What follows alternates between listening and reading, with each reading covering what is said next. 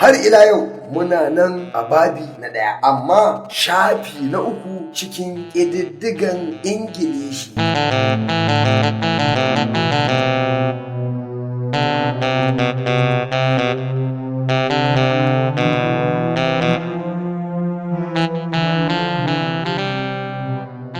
Shafi na 3 ƙididdigan Ingilishi cikin babi na 1, haɗa sauti da ƙwayar sauti don rubuta kalmomin Hausa da sauransu. Idan aka fahimci inda muka baro a baya kun maganar ƙwayar sauti da haɗa sautin da ƙwayar sauti, ko in ce to haɗa sauti da ƙwayar sauti mai sauƙi ne. A gida-gida da nake da shi na ƙasa a matsayin misali, ina da layi kamar guda 5. A layi na farko ina da tsarin lissafi, wato inda zaka ga an sa s da n ko s da n, usa da na, wanda yake nufin serial number da Turanci.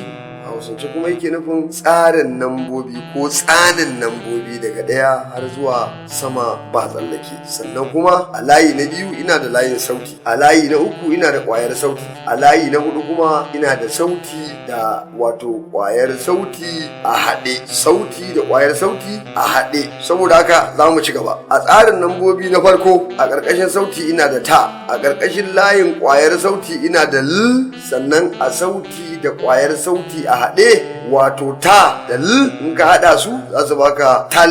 Na biyu akwai sauti ra, akwai ƙwayar sauti s, sannan kuma akwai sauti da ƙwayar sauti a haɗe, wato inda ra da s suka haɗu inda zai baka ras. Na uku akwai da a ƙarƙashin sauti, a ƙarƙashin ƙwayar sauti akwai r, sannan a ƙarƙashin sauti da ƙwayar sauti a haɗe za ka samu da r inda za su baka dar. Na 4 akwai ku a ƙarƙashin sauti, sannan akwai l a ƙarƙashin ƙwayar sauti, sannan kuma ƙarƙashin sauti da ƙwayar sauti a haɗe, wato inda da r suke haɗuwa su baka dar. Na 4 akwai ku da l, wato ku ƙarƙashin sauti, l ƙarƙashin ƙwayar sauti, a ƙarƙashin kuma sauti da ƙwayar sauti a haɗe za ka ga inda ku da l za su baka kul. Sannan kuma a ƙarƙashin sauti akwai ra, a ƙarƙashin ƙwayar sauti akwai k, sannan idan ka zo ƙarƙashin ƙwayar sauti da sauti a haɗe inda za ka samu ra da k a haɗe za ka samu rak.